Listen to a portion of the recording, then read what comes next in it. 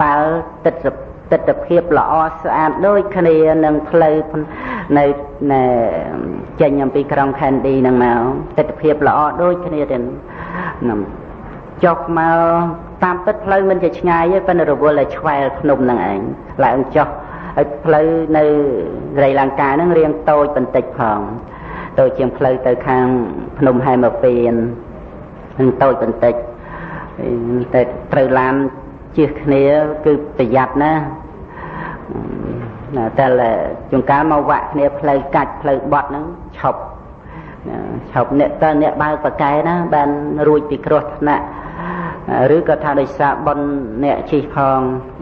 ណាព្រោះតែកាលណាផ្លត់ចកោតខុសផ្លូវបន្តិចល្មៀលទៅល្មៀលហ្នឹងมันបាច់រាប់ត្រឡប់ទៅប្រមាណនេះរំដល់ក្រោមណានឹងផ្លូវមកហើយរំលងភ្នំហ្នឹងទៅភ្នំសុមនគតហ្នឹងណាខាងសប្ថ្ងៃគេមិនហៅសុមនគតទេសប្ថ្ងៃហ្នឹងហៅស្រីបតៈស្រីលង្កាស្រីបតៈណាស្រីបតៈហ្នឹងគឺព្រះបាទរបស់ព្រះសម្មាសម្ពុទ្ធហ្នឹងហើយណានៃពាក្យថាស្រីប្រែមកថាល្អប្រែមកថាជាឧត្តមមង្គលប្រែថាសួស្តីហ្នឹងហើយគឺសំដៅយកព្រះសម្មាសម្ពុទ្ធគឺជាព្រះបាទរបស់ព្រះសម្មាសម្ពុទ្ធហើយខាងសាសនាហិណ្ឌូគេថាវិស្ណុបតៈហ្នឹងគឺគេផ្សព្វផ្សាយអញ្ចឹងដូចនៅប្រទេសឥណ្ឌាមានគម្ពីរព្រាហ្មណ៍មួយគម្ពីរសាសនាហិណ្ឌូហ្នឹងគម្ពីរហ្នឹងឈ្មោះភគវេនៈពុរាណៈគម្ពីរហ្នឹងគេសរសេរព្រះសម្មាសម្ពុទ្ធហ្នឹងគឺជាអវតារទី9របស់ព្រះនរាយណ៍គឺព្រះវិស្ណុហ្នឹងអវតារទី9ម្ល៉េះធ្វើឲ្យមនុស្សល្មិញល្មាំងមនុស្សដែលមិនបានសិក្សាយល់ចូលចិត្តពុទ្ធសាសនាហ្នឹងគឺថាមានសាសនាណាគ្រាន់បើជាងសាសនាព្រាហ្មណ៍នឹងទៀតទេព្រោះសំបីតែព្រះសមណគោតមហ្នឹងក៏គ្រាន់តែជាអវតារជាពូជពងទី9របស់ព្រះនរាយណ៍ហ្នឹងមានកាពីគេសរសេរអញ្ចឹងគឺថាលេបយកពុទ្ធបរិស័ទលេបយកមនុស្សទៅទាំងអស់អញ្ចឹងពុទ្ធសាសនានៅឥណ្ឌាហ្នឹងគឺចុះដោយសារសាសនាហិណ្ឌូផងដោយសារអ៊ីស្លាមផងនឹងទៅតាមប្រវត្តិសាស្ត្រពិតទៅទៀតអ៊ីស្លាមដែលបានចូលទៅដុតនៅមហាវិទ្យាល័យនាឡង់ទាឡែងផ្សេងព្រោះគាត់មិនបានជឿគុណព្រះសម្មាសម្ពុទ្ធអីទេណាមិនបានជឿទេបាទដូចនៅប្រទេសអាកានីស្ថានសម័យដើមឈ្មោះថាកន្ធរៈទេអាកានីស្ថានពីដើមកន្ធរៈមានព្រះទេតធាតុមួយនៅកន្ធរៈប៉ុន្តែសប្តាហ៍ថ្ងៃក្នុងប្រវត្តិសាស្ត្របានសម្ដែងថាបានមកដល់បានទៅដល់ប្រទេសចិនបាត់ហើយណានៅប្រទេសចិនមានព្រះទេតធាតុណាព្រះទេតធាតុខាងឆ្វេងទៀតទេតធាតុខាងឆ្វេងហើយខ្ញុំតែខ្ញុំបានសម្ដែងតាន់ដល់រឿងព្រះទេតធាតុហ្នឹងទេចឹងសម្ដែងពីរឿងពុទ្ធសាសនាមានការសាបសូន្យអន់ថយនៅប្រទេសឥណ្ឌាហ្នឹងដោយសារពេលមិនមែនតាក់ទងពីរឿងខាងក្រៅទាំងអស់ទេវាតាក់ទងនឹងការយល់ដឹងរបស់ពុទ្ធបរិស័ទហ្នឹងវាអន់ថយទៅអញ្ចឹងផងដោយសារពុទ្ធបរិស័ទហ្នឹងហើយជាពិសេសហ្នឹងដែលធ្វើឲ្យសាសនាដទៃហ្នឹងឯងចេះតែលេបត្របាក់ទៅបាននោះវាតាក់ទងនឹងការយល់ដឹងរបស់ពុទ្ធបរិស័ទចឹងបានថាត្រូវពុទ្ធបរិស័ទយើងនឹងខំប្រឹងសិក្សាឲ្យបានយល់ដឹងពុទ្ធសាសនាឲ្យច្រើនទៅអាចយើងរក្សាពុទ្ធសាសនានៅក្នុងប្រទេសយើងបានយូរអង្វែងតទៅណាទៀតណាពិតមែនតែថាពុទ្ធសាសនានៅដល់ 5000 ព្រះវស្សាប៉ុន្តែវាអាចប្រទេសខ្លះអស់អញ្ចឹងទៅដែរដោយសារពុទ្ធបរិស័ទនៅឯងខ្វះការយល់ដឹងខ្លឹមសារពុទ្ធសាសនាម្ល៉េះហើយវា វាអាចជឿការឃោសនាពីអ្នកដទៃបានដោយងាយអាហ្នឹងវាតេតួងមកពីពុទ្ធបរិស័ទយើងខ្វះការយល់ដឹងហ្នឹងហ្នឹងចឹងទំនួងហ្នឹងបានជាស្នាមប្របាទនៅលើសុមនៈកោតកពូលភ្នំសុមនៈហ្នឹងហិណ្ឌូគេឃើញថាមានពុទ្ធបរិស័ទទៅច្រើនហ្នឹងគឺគេផ្សព្វផ្សាយថាវិស្ណុបាទៈគេផ្សព្វផ្សាយអញ្ចឹងដើម្បីក៏ជាប្រយោជន៍សម្រាប់សាសនារបស់គាត់ចឹងទៅហ្នឹងសម្រាប់សត្វលោកតែងតែគ្រប់គ្រងនៅការយល់ឃើញរបស់ខ្លួនគ្រប់គ្រងនៅអំពើរបស់ខ្លួនជាធម្មតាទេហ្នឹងយើងក៏មិនទៅប្រកាន់ហួងហែងអីរហូតឲ្យកើតទោសៈក្នុងថ្នាក់បដិខៈទេណាយើងគ្រាន់តែសិក្សាប្រវត្តិសាស្ត្រទាំងអស់ហ្នឹងដើម្បីឲ្យឃើញសភាពផ្លាស់ប្ដូរប្រែប្រួលជាធម្មតាព្រះអង្គគង់វិជននៅឡើយក៏ទ្រង់សម្ដែងអំពីសង្ខារធម៌ដែលផ្លាស់ប្ដូរប្រែប្រួលហ្នឹងយើងសិក្សាសំខាន់គឺស្ទើរឋានវិបស្សនានឹងហើយដើម្បីរំលត់សេចក្តីប្រកាន់ថាជាទូខ្លួនយើងក្នុងបញ្ញខណ្ឌនោះហ្នឹងអញ្ចឹងនៅលើភ្នំសុមនៈកោតហ្នឹងមានស្នាមប្របាទទៀតហ្នឹងហើយស្នាមប្របាទ4កន្លែងទៀតខ្ញុំកណ្ដាលបាទស្រាវជ្រាវទៅមានពន្លឺខ្លះហ្នឹងមានពន្លឺខ្លះនៅមួយកន្លែងនៅសវណ្ណបរពតមួយកន្លែងនៅស្ទឹងណាមទាមួយកន្លែងនៅខាងយោនកបុរីហ្នឹងមួយកន្លែងនៅសវណ្ណមេលិកណាសវណ្ណមេលិកហ្នឹងក្នុងគម្ពីរប្រាប់ថានៅស្រីលង្កាហ្នឹងដែរប៉ុន្តែមិនបានចែងច្បាស់ដូចជានៅសុមនៈកោតហ្នឹងទេគ្រាន់តែបញ្ជាក់ថានៅតាមពៈបណ្ឌទ្វីបហ្នឹងមានស្នាមប្របាទ2កន្លែងគឺសុមនៈកោត1ហើយនិងសវណ្ណមេលិក1ណាហ្នឹងស្នាមប្របាទរបស់ព្រះសម្មាសម្ពុទ្ធមែនណាទេណាគូឲ្យញាតិញោមចង់ឃើញទេណាហើយទៅដល់ប្រទេសនឹងទៅដល់ប៉ុន្តែខ្វះបុណ្យទៅដល់ហើយអត់បានឡើងទៅមកពីស្ថានភាពផ្លូវប្រកបចិត្តរឿងហ្នឹងស្ថានភាពផ្លូវ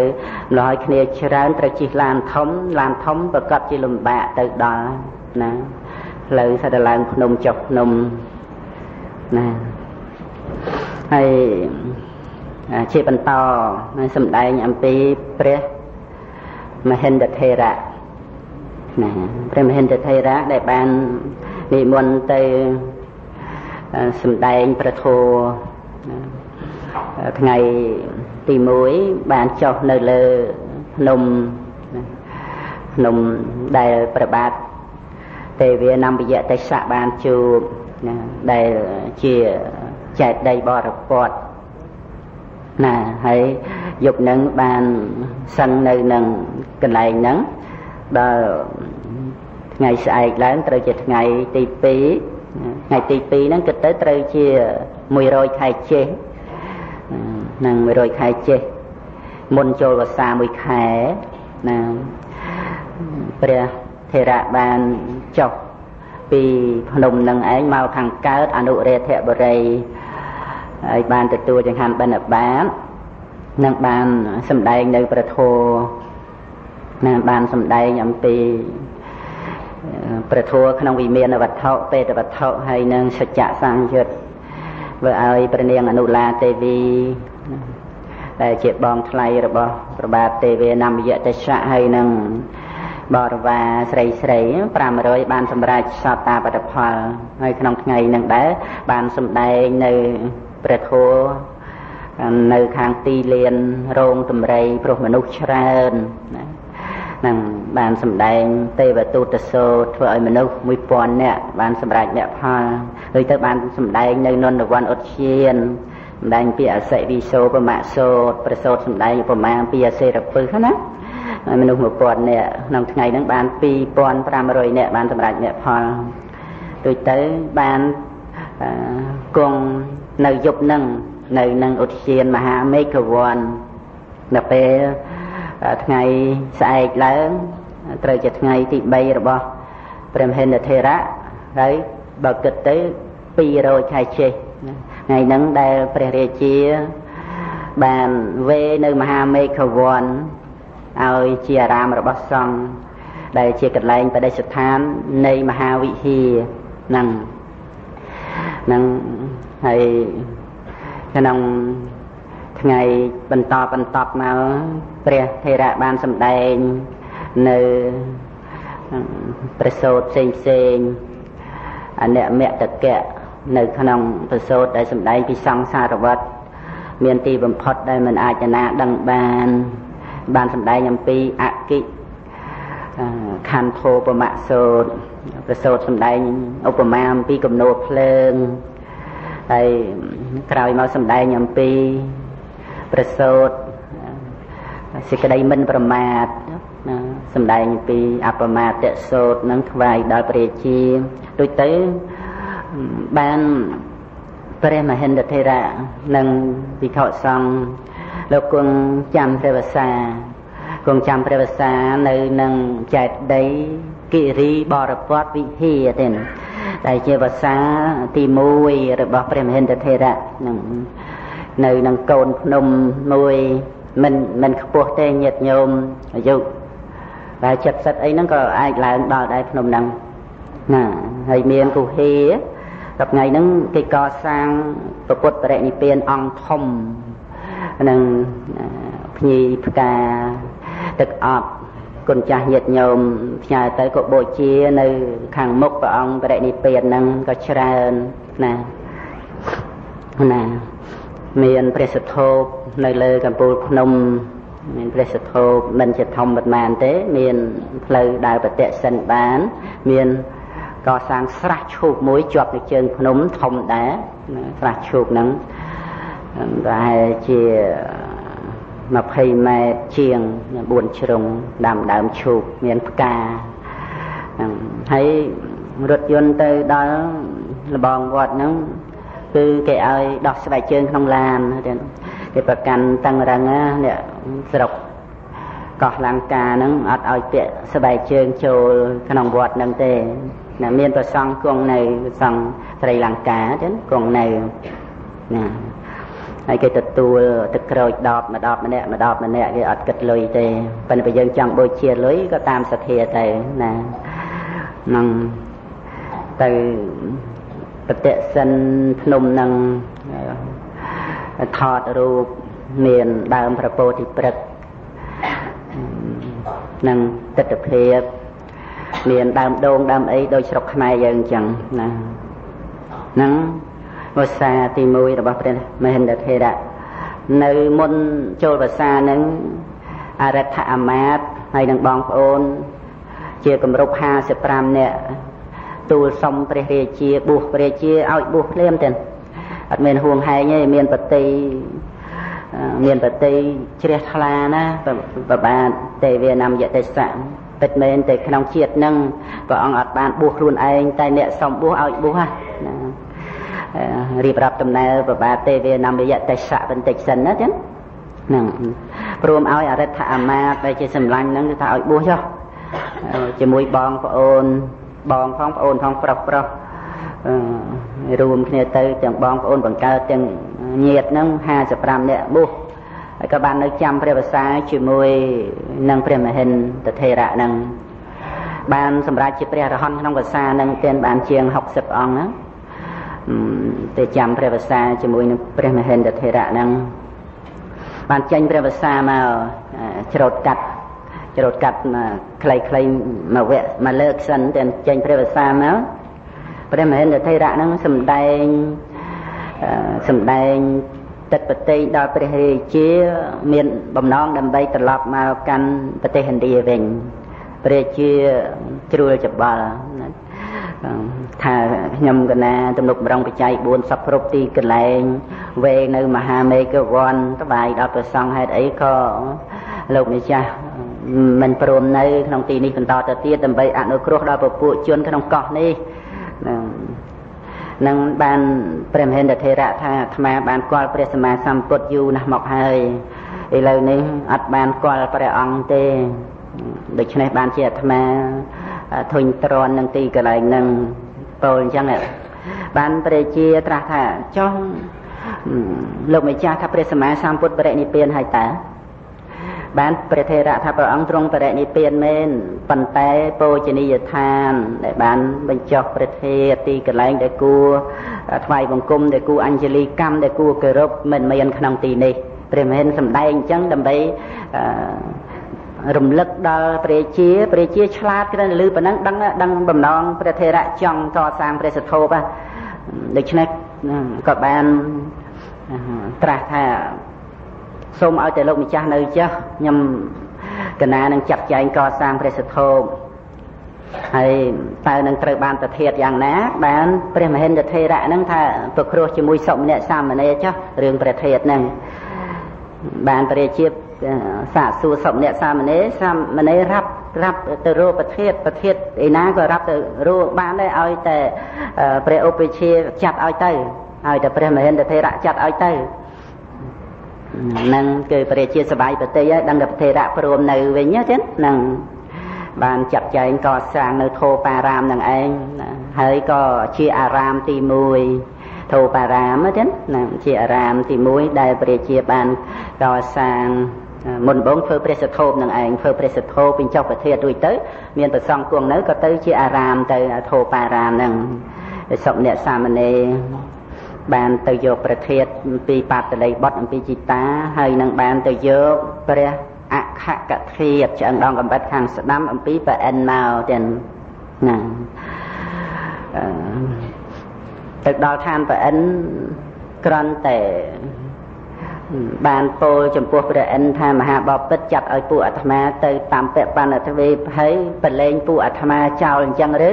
សុម្នាក់សាមណេរពោលទៅរកព្រះអិនអញ្ចឹងទៅបានព្រះអិនថាទេលោកម្ចាស់សុម្នាក់ឥឡូវពោលមកចង់ឲ្យខ្ញុំកណាធ្វើអីព្រោះព្រះអិនហ្នឹងរាប់ជួយព្រះមហិន្ទថេរៈដែលនិមន្តទៅតាមពបណ្ឌទ្វេហ្នឹងឥឡូវសាមណេរមកពោលអញ្ចឹងគឺបានត្រាស់ឡើងភ្លាមទៅឲ្យខ្ញុំកណាធ្វើអីប្រាប់ភ្លាមមកអញ្ចឹងគឺមហាបពិតបូជាព្រះទេតធាតុស្ដាំរបស់ព្រះដែលមានពភាប៉ុណ្ណឹងចុះឯចំណែកព្រះអខកធាតុណាគឺសូមឲ្យមកអាត្មាព្រះអិនអត់ប្រកែកទេបើកព្រះចេតិយកែវមณีទៀតចេតិយកែវមณีនៅឋានតាវតឹងណាចឹងយកព្រះអខកធាតុនឹងឯងនឹងមកប្រគល់ឲ្យសាមណេរណាសាមណេរនឹងបានធាតុអំពីប្របាទធម្មាសោកហើយបាទធម្មាសោកនឹងយកបាតពីសាមណេរទៅអបដោយគ្រឿងកោបញ្ចុះនៅប្រធាតក្នុងបាតទៅទៀតណាប្រធាតដោយកែវផលិតចឹងក្នុងបាតបានសាមណេរមកយកព្រះអខកធាតុពីព្រះអិនទៅនឹងប្រធាតហ្នឹងចាប់មាននៅតាមពបណ្ឌទ្វីបហ្នឹងដោយអំណាចការសម្ដែងបរិហារបស់ព្រះធាតុនឹងឯងដែលធ្វើឲ្យមនុស្សសុំបួសច្រើនមែនទែនរហូតដល់ព្រះនាងអនុឡាទេវីដែលបានសម្រេចមគ្គផលនឹងបរិវារឲ្យសុំបួសតែមិនអាចបំបួសបានទៅព្រះជាចាត់រាជទូតឲ្យទៅនិមន្តព្រះនាងសង្ឃមិត្តានិងភិក្ខុនីសង្ឃនឹងឯងមួយអន្លើដោយមេឃពោធិព្រឹកនឹងយកមកទៅបានបំបួសភិក្ខុនីនៅនឹងតាមពបណ្ឌទ្វីបនឹងហើយខ្ញុំកណាជ្រោតកាត់មករឿងអំពីមហាសធោបសិនណានឹងក្រោយអំពីដាំនៅប្រពោធិព្រឹកនឹងរួចហើយរឿងដាំប្រពោធិព្រឹកខ្ញុំកណាខ្ញុំបានធ្លាប់សម្ដែងពីមុនម្ដងហើយក្រោយពីដាំរួចហើយព្រះជានិងព្រះថេរៈនិមន្តចេញពីកន្លែងដាំមកទិសខាងជើងទៀតមកទិសខាងជើងម្រងមកធោបារាមណាគ្រាន់តែចេញមកបន្តិចហ្នឹងមានអាមាត្យយកផ្កាទៅថ្វាយព្រះជាក៏បានប្រកេនដល់ព្រះមហិន្ទថេរៈបានយកទៅបូជាត្រង់កន្លែងមួយទៀតអត់មានអីទេកន្លែងមួយគ្រាន់តែបូជាពុបរួចស្រាប់តែកោះនឹងញួរទៀតញួរព្រះជាមិនសូវជាភ័យពេកទេព្រោះញួរម្ដងហើយតាំងពីជ្រោចទឹកវេមហាមេឃវ័នហ្នឹងទៅសួរទៅគឺជារឿងល្អណាដល់លើកហ្នឹងញួរម្ដងទៀតនឹកឃើញតំណងជារឿងល្អទៀតដែរឈប់ភ័យលើកទី1ភ័យញួរផែនដីភ័យលើកទី2អត់ភ័យសាកសួរព្រះថេរៈថាអនាគតនឹងកើតនៅលោហៈប្រាសាទនៅកន្លែងហ្នឹងប៉ុន្តែមិនមែនសម្រាប់ មហាបពិតកសាងទេគឺសម្រាប់ចៅបងមហាបពិតគឺប្របាទទិដ្ឋគមនីអភ័យត្រូវកសាងលោហៈប្រាសាទទៀតលោហៈប្រាសាទហ្នឹងកសាងដោយលោហៈទៀតមានលោហៈប៉ុន្តែក្រោយមកឆេះមានប្រវត្តិរឿងរ៉ាវឆេះលោហៈប្រាសាទទៀតលោហៈប្រាសាទហ្នឹងធ្វើដូចពីមានរបស់ទេវតាឋានតាវតឹងអញ្ចឹងទៀតណាគឺ4ជ្រុងមានមុខ4មួយជ្រុងប្រវែង100ហាត់ចំនួនជា50ម៉ែត្រ4ជ្រុងហ្នឹងណាទៀតហ្នឹងហើយជាន់ទៅលើ9ជាន់ហើយនឹងជាន់ក្រោមមួយទៀតហើយក្នុងមួយជាន់ក៏សាងគោដាគានៅហ្នឹងគឺ100គោដាគាទៀតរួមទាំងអស់1000គោដាគាហើយនៅពីកណ្ដាលកំពូលនោះក៏សាងនៅបណ្ឌុបទៀតហើយនឹងបូកបាច់រចនាដោយវិមានទេវតាចន្ទតាវតឹងព្រះអរហន្តលោកឲ្យទ្រង់ទ្រាយបែបកសាងលោហៈប្រាសាទណារួចទៅបាននិមន្តទៅនឹងយាងទៅឆ្ងាយពីដើមពោធិ៍ទៅមានកន្លែងមួយទៀតញ័រផែនដីជាកន្លែងប្រជុំពីកសង្ឃប៉ុន្តែមានកន្លែងមួយនោះអាមាត្យបានយកផ្កាចម្ប៉ាមកថ្វាយព្រះរាជាប្រគេនដល់ព្រះមហេន្ទថេរៈបានយកទៅបូជានៅកន្លែងមួយទៀតតទេកន្លែងហ្នឹងទៀតស្រាប់តែញ័រទ្វីបនឹងទៀតញ័រផែនដីទៀតព្រះថេរៈបានជាកថាកន្លែងហ្នឹងនឹងកើតនៅមហាចេតិយព្រះជាម្ដងនេះទុកប្រតិលេងបានថាខ្ញុំកណារាប់ធ្វើមហាចេតិយបានព្រះថេរៈថាមិនមែននៅក្នុងវិស័យនៃមហាបពិតកសាងទេតែនៅលើចៅនឹងមហាចេតិយឬមហាសទ្ធោបឬសវណ្ណមេលកៈចេតិយហ្នឹងទៀតនឹងនៅលើព្រះបាទទុដ្ឋគមនីអភ័យដែលត្រូវកសាងប៉ុន្តែព្រះបាទទេវានមយៈទេសៈហ្នឹងមិនអស់ប្រតិទេថាចៅខ្ញុំកណាធ្វើក៏ដូចខ្ញុំកណាធ្វើដែរអញ្ចឹងខ្ញុំកណាធ្វើជាពាក្យផ្ដាយផ្ដាំដល់ចៅបានឲ្យគេយកទាំងថ្មដាប់ឲ្យស្អាតមកសរសេរជាបណ្ដាំទុកឲ្យចៅនឹងកសាងឲ្យចៅកសាងតាមបណ្ដាំព្រះអង្គទៀតកសាងមហាចេតិយហ្នឹងដែលខ្ញុំកណាសម្ដែងជារឿយមកហើយណាមហាចេតិយហ្នឹងសំខាន់ណាស់ទៀតបញ្ចុះប្រធាតុដែលសោនុត្តរៈសាមណេរទៅយកពីឋាននាគមកនាគហ្នឹងយកពីរាមក្រាមទៅប្រចេតិយនៅរាមក្រាមហ្នឹងបាក់រលំទៅអណ្ដែតតាមទឹកចូលទៅសមុទ្រទៀតអាចេតិយហ្នឹងក៏មានការទ្រុឌទ្រោមទៅដែរប៉ុន្តែជួសជុលបន្តមកមានការជួសជុលខ្លះប៉ុន្តែថ្មអិតដែលត្រូវកសាងហ្នឹងគឺព្រះអិនឲ្យវេជ្ជកម្មទេវបុត្រនិមិត្តទៀតមហាចេតិយហ្នឹងកសាងអត់ទាន់រួចទេ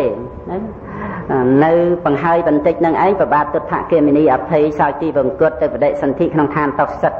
ទុកឲ្យម្ចាស់ប្អូនដែលមានតនាមថាសទ្ធាទេសៈហ្នឹងកសាងបង្ហើយណារាជាសទ្ធាទេសៈហ្នឹងទំនុកបំរុងព្រះពុទ្ធសាសនាបន្តអំពីម្ចាស់បងគឺប្របាទទុដ្ឋគមនីអភ័យទៀតនៅក្នុងសារថសង្កហៈនឹងមានសម្ដែងគម្ពីរនឹងស្រង់ពីព្រះអត្តកថាពុជ្ឆាំងអង្គត្រនិកាយទៅចឹងណាសារថសង្កហៈនឹងសម្ដែងអំពីសម័យកាលនៃព្រះបាទសទ្ធាទេសៈណា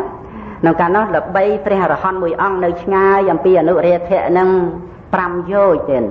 នៅឆ្ងាយណាស់ព្រះអរហន្តមួយអង្គនឹងទ្រង់ព្រះនាមកណ្ដលៈឧជុមហាបេសថេរៈណាលោកជាព្រះអរហន្តលោកមានបជនចាស់ហើយដល់ព្រះជាសទ្ធាទេសៈប្អូនព្រះបាទទុដ្ឋគមនីអភ័យបាទសទ្ធាទេសៈដែលបានកសាងសវណ្ណមេលកៈចេតិយឬមហាសទ្ធោបនេះបង្ហើយណាគឺធ្វើដំណើរ5យោជន៍ទៅរកជួបព្រះអរហន្តនឹងប៉ុន្តែព្រះអរហន្តនឹងលោកមិនចង់រវីរវល់ជាមួយព្រះជាច្រើនដើម្បីនឹងចេញចូលមកព្រះរាជវាំងទេណា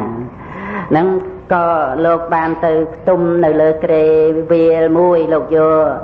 ប្រហោះឆ្វេងស្ដាំទៅដុកជើងគ្រែណាធ្វើឲ្យព្រះរាជាអត់ជ្រះថ្លាវិលត្រឡប់មកវិញណាប៉ុន្តែដល់ពេលបរិនិព្វានទៀតព្រះ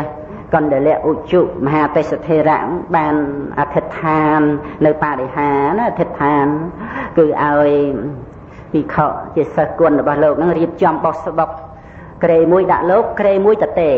គ្រាន់តែឲ្យត្រាលក្រេមួយហ្នឹងហើយបោះស្បុកហ្នឹងឯងគឺថាគ្របពីលើក្រេទាំងពីរហ្នឹងនៅពេលដែលព្រះថេរៈកណ្ដលៈឧជុមហាទេសថេរៈបរិនិព្វានបានសិស្សគុណនឹងឯងលើកព្រះសិរីរៈដាក់លើក្រេបោះស្បុកហ្នឹងគ្រាន់តែដាក់ពុបប៉ុណ្ណឹងបោះស្បុកតែវឹងទៅលើអាកាសហើយអណ្តែបន្តិចមក5យោជនឹងឯងតម្រង់មកអនុរាធបុរីទៀតហ្នឹងដើម្បីញ៉ាំងសទ្ធាបរិជាឲ្យជ្រះថ្លាឡើងវិញហ្នឹងហើយមកដល់នឹងឯងបតិសិន3ជុំធោបារាមណារួចទៅបានមកកាន់សិលាចេតិយដែលព្រះសម្មាសម្ពុទ្ធទ្រង់យាងទៅលើកទី3គង់ចូលនិរោធសមាបត្តិកន្លែងសិលាចេតិយហ្នឹងព្រះថេរៈបានអធិដ្ឋានឲ្យសិលាចេតិយហ្នឹងទៅទាំងទីតាំងទៅនៅពីលើបោះស្បុកទាំងរហូតដល់ទៅព្រះរាជាមុនដំបូងអត់ចង់ជឿថាជាព្រះអរហន្តទេគេប្រាប់ច្រើនដងពេកចឹងទៅក៏បានយកគ្រឿងសក្ការៈមកបូជាគ្រាន់តែព្រះរាជាចេញពីព្រះរាជវាំងមកប៉ុណ្ណឹងបោះស្បុកហ្នឹងក៏ចុះមកដល់ដីទៅណាចុះមកដល់ដីប៉ុន្តែខ្ញុំកណ្ដាលខ្ញុំបាទបញ្ជាក់បន្តិចអំពីប្របាទទេវានមយទេសៈក្រោយពីសោយរាជបាន40ឆ្នាំទៅបដិសន្ធិក្នុងឋានតាវតឹងបាន96ឆ្នាំមនុស្សនឿយណាយនឹងទេវលោកបានបង្អោនចិត្តចុតិពីឋានតាវតឹងមកកើតនៅក្នុងកោះលង្កានឹងជាកូនសិទ្ធិអាយុ7ឆ្នាំលោកចេញបួសបានជាព្រះអរហន្តណាមានព្រះនាមថាមហាភក្ខៈទៀតនៅពេលនឹងឯងដែលលោកកំពុងធ្វើវិន័យកម្មនៅក្នុងលោហៈប្រាសាទដែលមានទ្រង់ទ្រាយដូចជាវិមានទេវតាចន្ទតាវតឹងណានៅក្នុងជាន់ទី7ទៀតកំពុងធ្វើវិន័យកម្មហ្នឹង